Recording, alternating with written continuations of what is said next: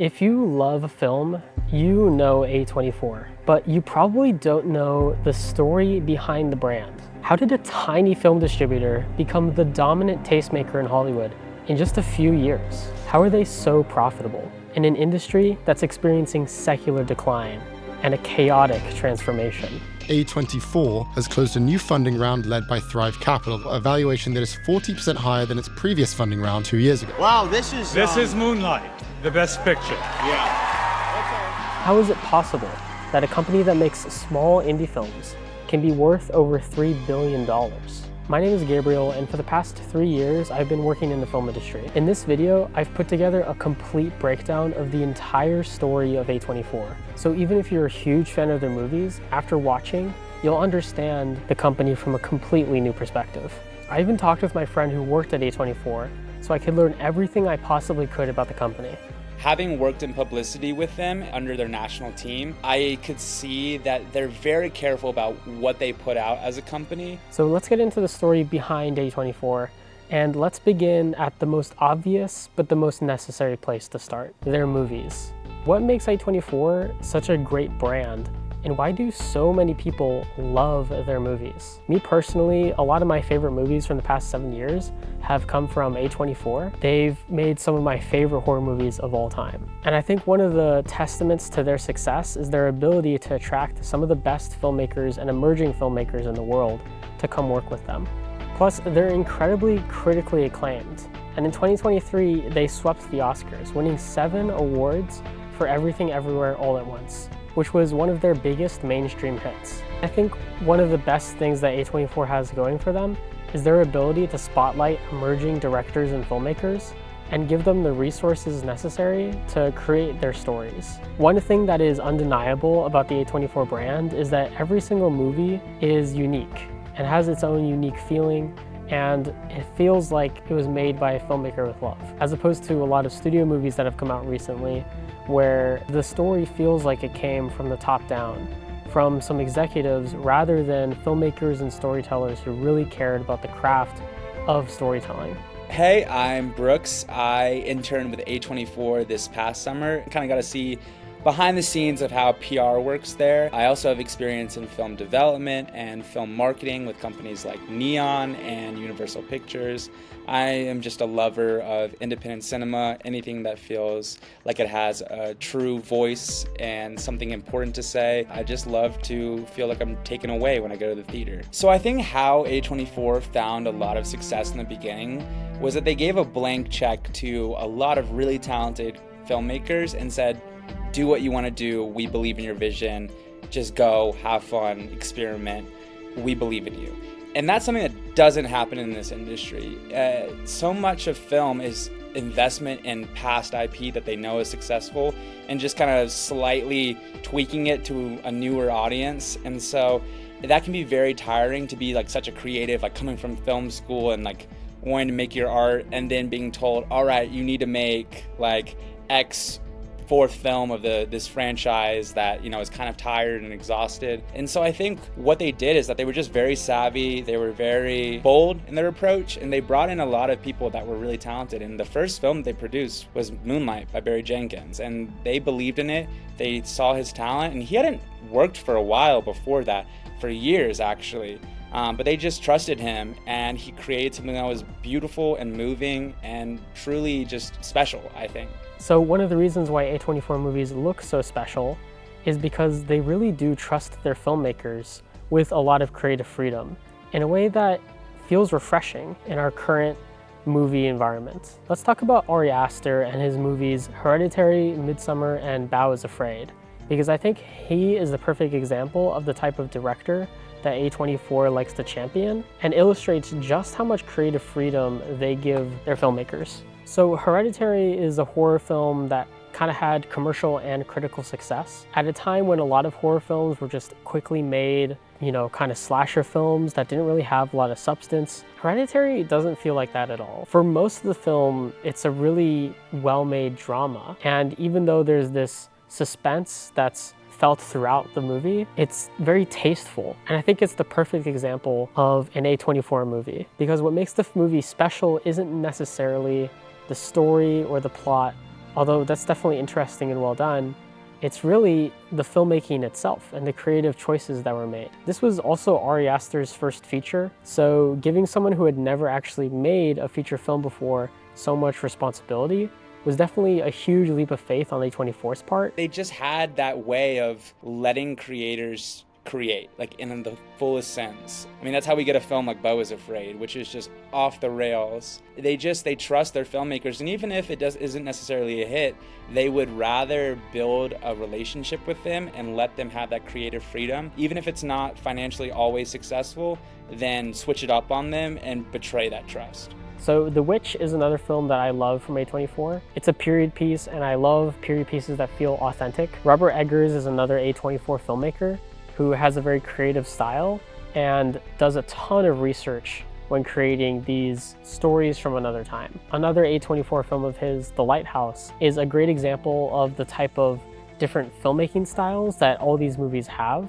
You know, that movie was shot on 35mm film, and it totally works for the aesthetic of what the story is trying to go for, and just makes for a really cool experience watching that movie. I think what really sets apart the A24 film is the visual style of movies like The Green Knight, with its beautiful production design, or even Moonlight, which are all beautifully shot, and there's a clear emphasis on the look of the film. A lot of movies nowadays get criticized for feeling too clean. Movies that are more expensive, they typically have more standardized filmmaking and production. So far, I'm probably explaining to you what you already know, and I'm promising something different with this video. So let me ask you this. Do you know what A24 stands for? It's the name for the Autostrada A24, which is this long road that connects Rome to the other coast of Italy. And it's the road that Daniel Katz was driving on when he decided to start the company. Along with his co-founders, David Finkel and John Hodges, they created a film distributor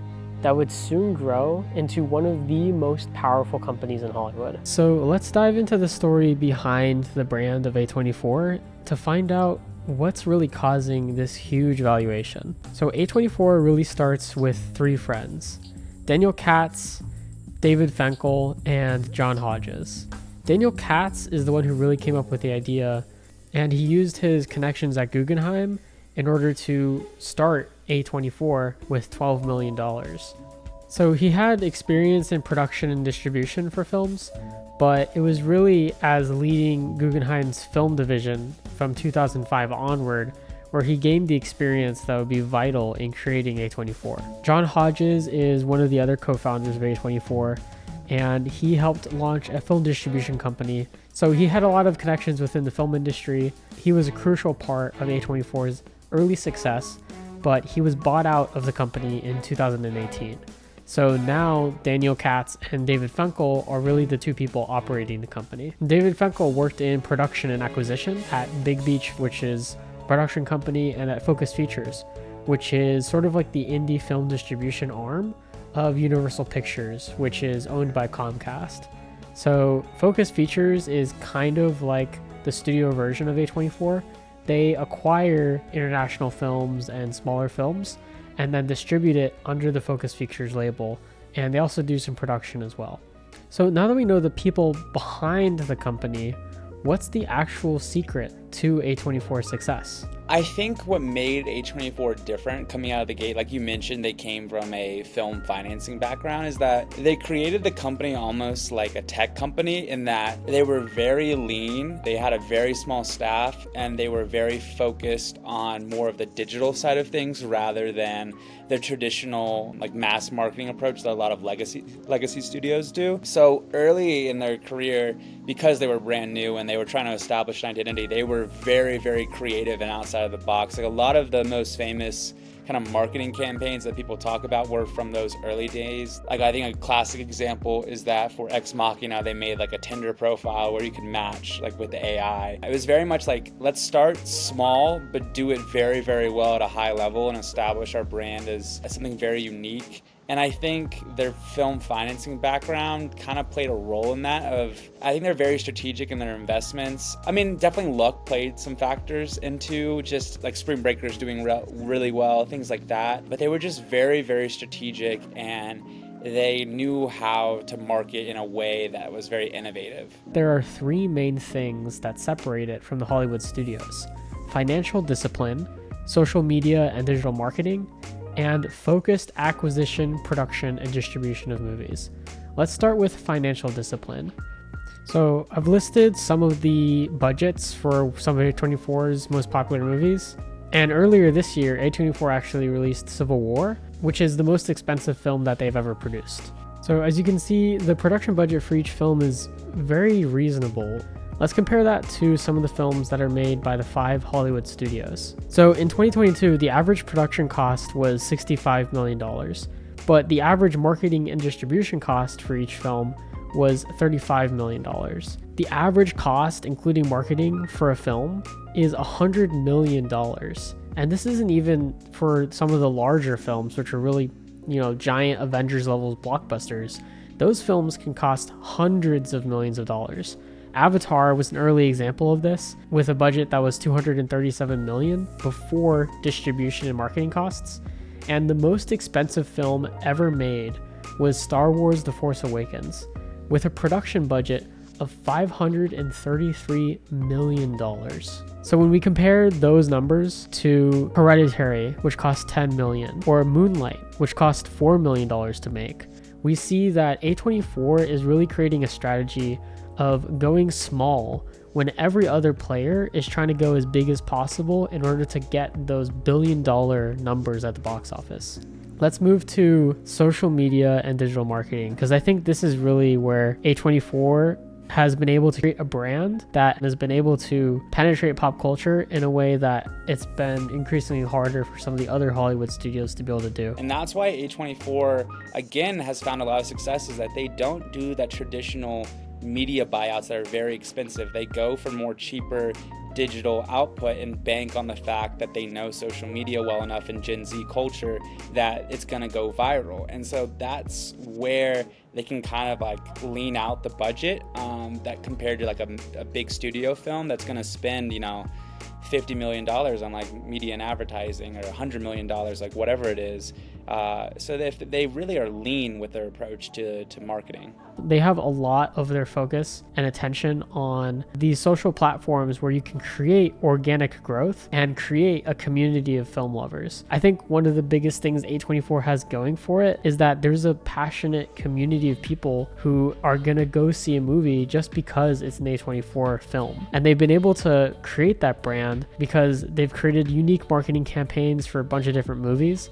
They get people really excited to go out and see these films in theaters, not to see them on streaming services. They have a huge store on their website where they sell all kinds of different merch. It's a way for them to profit while also strengthening their brand. They also do a lot of things like the A24 podcast, which is actually great. They bring on a lot of filmmakers, actors, writers, different people who are involved in A24 projects, and they let them interview each other. They played really, really well into their films by like launching merch, by having items built around it, interesting ways to connect those films into revenue sources with their clothing, because they became almost like a hype beast fashion brand. Like you would see people in like New York or LA wearing like the A24 hats, and like they established kind of like a staple of like, oh, that's A24, like their logo was slick. They knew that films, like indie film, isn't necessarily the most profitable, but if you can build a brand around that, then that can be very, very successful. And that's how I think they've managed to make their success. If a movie does 20 million, in the grand scheme of things, that's not a lot compared to like the $100 million blockbuster doing like 500 million. But they've established a very solid fan base, which is dependable financially. All right, let's move on to the third and potentially most important part of A24's entire strategy, which is focused acquisition, production, and distribution of movies. Really what it boils down to is good taste. If we look at the A24 film slate, and here I have every single movie that A24 has ever produced up until this point in 2024, and we can really take a look and see what are the kinds of movies that they make and how are they able to create critical and, more importantly, commercial success from them. Their first film is a film called A Glimpse Inside the Mind of Charles Swan III, but their real first breakout commercial success was Spring Breakers, which made $32 million on a budget of $5 million. So this is a film that A24 picked up. This is when they were just a distributor, which means that they were buying films at film festivals or before they had distribution rights and purchasing the right to show them in theaters. And another thing about A24 is that they have a very focused distribution strategy in terms of where they actually put their movies in theaters. So they target based on geography, right? And based on culture.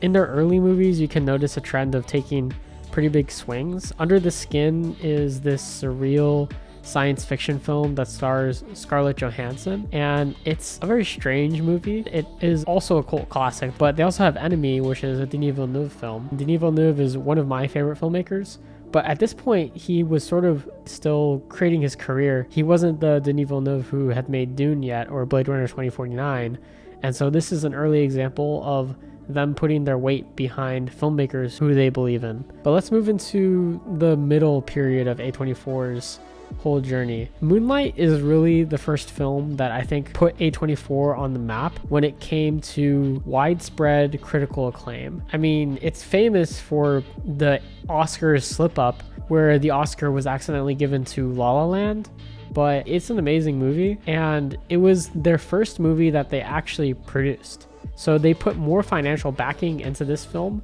than any of the films that they distributed, and as a result, they also participated more in the upside. This won the Oscar for Best Picture for A24 just 4 years after the company was founded, which I think really shows just how big of a running start this company had. Pretty much from the second year that they were created, they had this incredible momentum, and they were just gathering filmmakers who wanted to work with them, gathering more money from investment firms and rich billionaires, and they were able to pour all these resources into a select number of films that outperformed. And the films that didn't perform as well, I'm not talking about a lot of these films, and that's because a lot of them are kind of forgotten, but that's okay because the films that we remember are remembered in a very powerful way. I think one aspect of A24 that is very underrated is not necessarily their ability to make films that are successful and do well, but hide their films that don't do well. That's an aspect of the company that people don't talk about, is they somehow manage to hide all of their films that flop or just don't really do that well. And then people kind of forget about it, and then they only associate the company with the big hits, whether that's Everything Everywhere All at Once or Moonlight, Hereditary, like those type of films. And so they really go heavy into the marketing and publicity around those films. And once they kind of see a sinking ship, they start to offload the press for it, and you don't see as much of it. Florida Project is another film that had a lot of critical acclaim. And then Lady Bird was another financial success.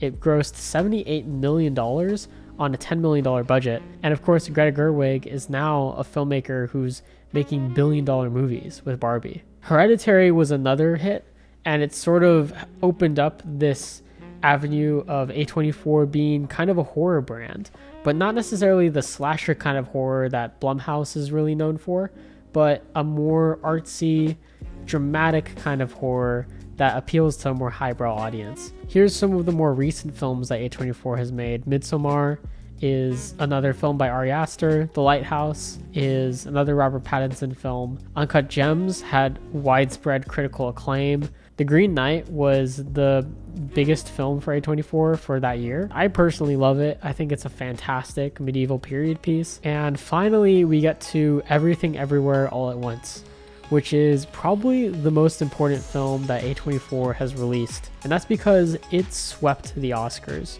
winning 7 awards, and it made $143 million. This is a huge financial hit for A24, and it proved that they could 10x their returns. The Daniels, who is the directing duo behind Everything Everywhere All at Once, actually worked with A24 to create Swiss Army Man, and this was one of the first films that they put out. So now in the modern incarnation of A24, we see a wide variety of films, everything from Pearl and Bodies, Bodies, Bodies to Past Lives, and most recently we've seen Civil War, which was a hit for A24 and also their most expensive, with a $50 million production budget. A24 is definitely leaning more into these larger films, but they're still trying to stay true to their indie roots. If you've been looking at these numbers though, you might be feeling that something isn't really adding up though. I mean, yeah, these films are successful, but no individual film has made $1 billion even, or even more than 250 million. So how could this still small indie film distribution company be worth $3.5 billion? I'm hoping that people like you are interested in the business behind the media we consume, the movies and TV shows that get made in Hollywood. So if that's you, please leave me a comment and let me know what side of the business I should make a video on. But something's not really adding up here. And it's that big number at the beginning of this video, $3.5 billion. It might sound like an inconceivable amount because it is many times more than any of us will ever earn or touch in our lives. So how is it that a film company that puts out movies that are only made for around a few $1,000,000 is worth so much? I'm not an expert on the film financing aspects of it, but what I can say is that they do have very significant backers and have created a valuation that's pretty staggering for an independent film company. The reason why A24 has that valuation is because they operate like a tech company. A lot of that valuation is speculative. It is forward thinking. And a lot of investors on Wall Street see A24 as kind of an upstart major, that as these, big majors, like whether it's Warner Bros. Discovery or Paramount or any of, they're struggling. They have a lot of debt. There are a lot of misses when they're spending hundreds of millions of dollars on these films. And so they're seeing them kind of flounder, and they believe that A24 can continue to grow and expand into already a mini major, but eventually maybe just a major. Let's go into where that number actually comes from. It comes from a recent investment from Thrive Capital, which is a venture capital group. They made a private equity investment into A24, which values the company at $3.5 billion. On the surface, that sounds like a lot, especially for a company that's so new. But let's take a step back for a second and explain what that number actually means, because I think a lot of people don't actually understand what a valuation is in terms of evaluation of a business. So there's lots of different ways to value a business. Small businesses, for example, maybe you'll value it at 3 times the earnings or maybe 3 times revenue. But with a large brand like A24, it gets a little bit trickier. See, the reason why that number is so big is because it represents the speculative total amount of money that people think the brand and the company is going to generate. So that figure really is more similar to a tech company valuation.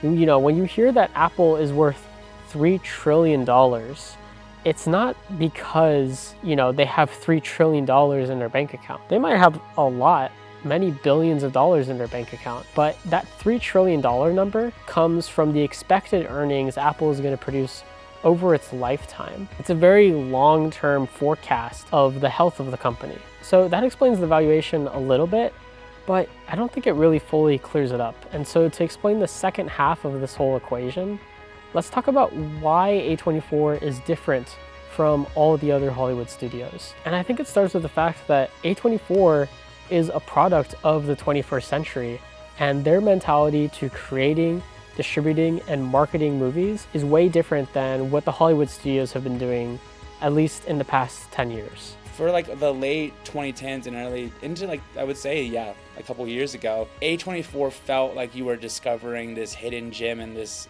brand identity. And I think what ties their films together is not necessarily specific themes, but more of, you never get this sense that it's trying to go for the mass appeal commercial aspect. It's going for more of a really distinct and original voice. They use that to kind of draw on people's desire for individualism. And that's why I think they've really been successful, is that you feel like you are a part of something. You feel like you're in a little club.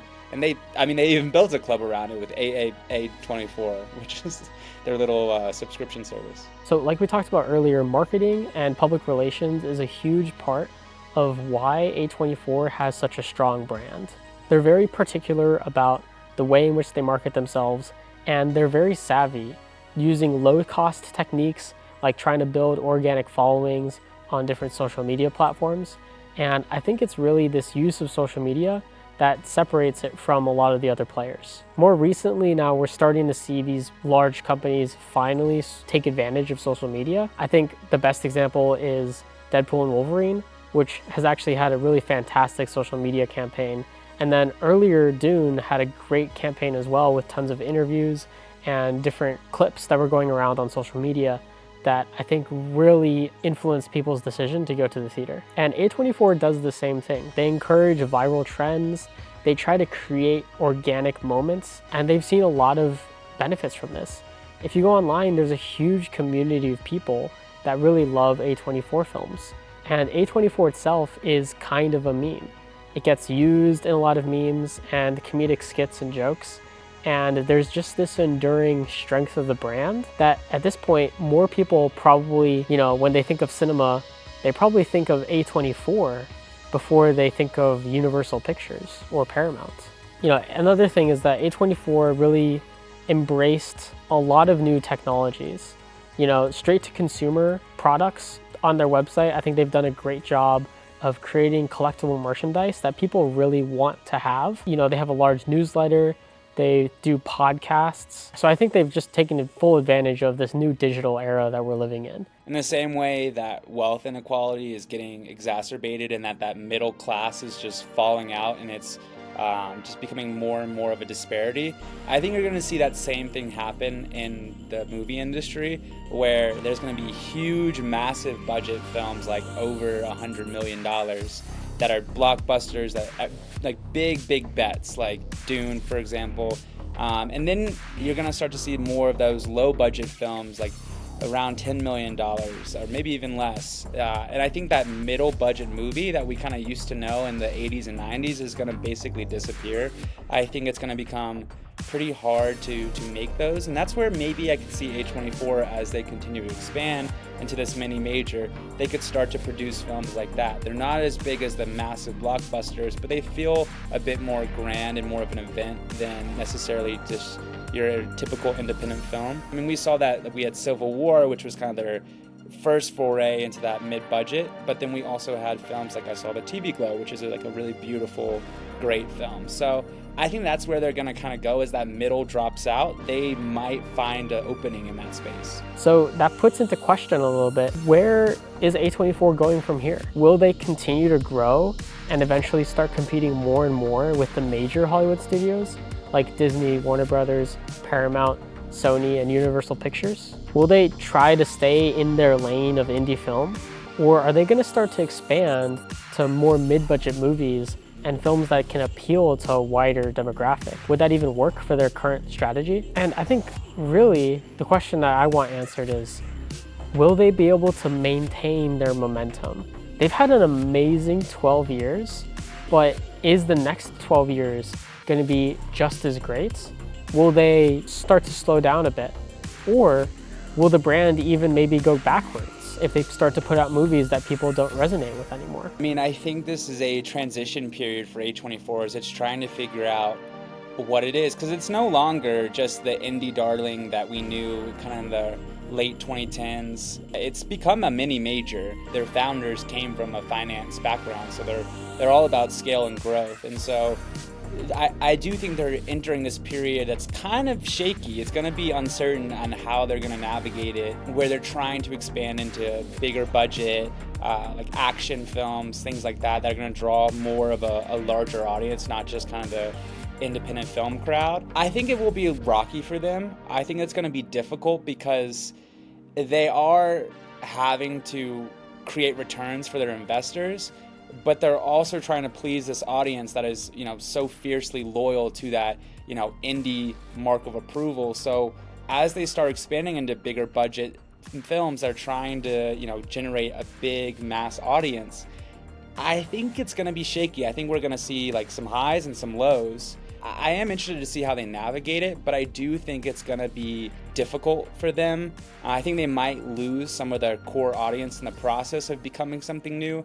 But I do have faith, and I feel that they're not going to just put out schlock just for the sake of making money. I think there's still going to be original, unique, exciting films, but I think they definitely will start to feel less of that mysterious, cool indie and more of just like, oh, this is a really dope, cool, unique film, but with a lot more glitz and glamour. It is going to be kind of a tightrope walk. Honestly, I feel like I can't make any predictions at this point. The film industry is in such a wild state, and I think there's new revelations about what's happening with media. I think AI is going to have a huge impact, of course, and I think filmmaking in general, we're starting to see a lot of shifts. For one, I think filmmaking is starting to move away from Los Angeles. So in the next 5 years, we may see a situation where Los Angeles is no longer really the capital of film and TV production anymore. But maybe the exact opposite will happen. Who knows? But what I want you to know is that if you're interested in following along with my journey and being a part of this whole transition that the industry is going through, please subscribe and let me know what kind of videos you'd like me to make. Because ultimately, you know, with these videos, what I'm trying to do is provide news and breakdowns for people who are in the industry so that we can understand this moment that we're living through and better learn how to navigate it. But also, I want to meet other filmmakers, other young professionals. You know, we're all trying to create careers in this industry, and I want to do it together. So if you'd like to come and join me, please subscribe. Let me know what type of content you want me to put out. I'll see you in the next one. Peace.